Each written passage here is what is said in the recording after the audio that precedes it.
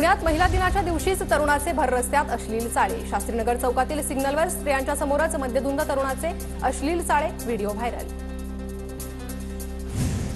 MH12 RF 8419 नंबरच्या BMW कारमध्ये अश्लील चाळे। BMW मनोज अहुजा नावाच्या व्यक्तीच्या नावावर सूत्रांची माहिती।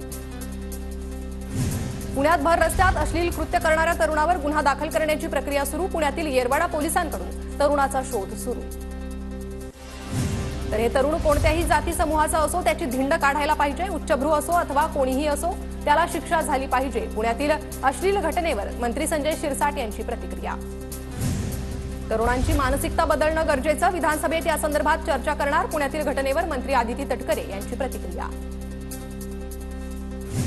पुणे पोलिसांनी गुन्हेगारांचा माज उतरवावा, आरोपींवर धाक नसेल तर काय करणार? आता कोथरूड नाही तर बिहार म्हणायची वेळ आली आहे, रवींद्र धंगेकरांचा निशाणा। पुण्यातील घटना अत्यंत चीड देणारी, अश्लील कृत्य करणाऱ्यासह गाडीत मद्यपान करणाऱ्यावर देखील कठोर कारवाई व्हावी, राष्ट्रवादीच्या आनंद परांजपेंची मागणी।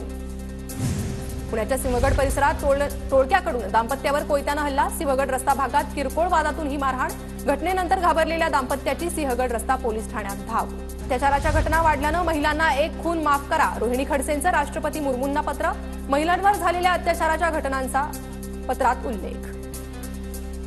मुलांमध्ये स्त्री सन्मानाची भावना निर्माण करणं आपलं कर्तव्य, महिला अत्याचारांच्या घटनांवरून मुख्यमंत्री देवेंद्र फडणवीसांचं वक्तव्य। मुंबईतील सह्याद्री अतिथीगृहासमोर रोहिणी खडसेंच्या नेतृत्वात महिलांचं आंदोलन। महिलांवरील अत्याचाराविरोधात महिला आक्रमक, पोलिसांकडून रोहिणी खडसेंसह काही महिला आंदोलक ताब्यात। छत्रपती संभाजीनगरमध्ये मंत्री संजय शिरसाट यांनी मनोज जरांगेंची भेट घेतली। गॅलेक्सी रुग्णालयात भेट घेत जरांगेंच्या तब्येतीची विचारपूसही केली।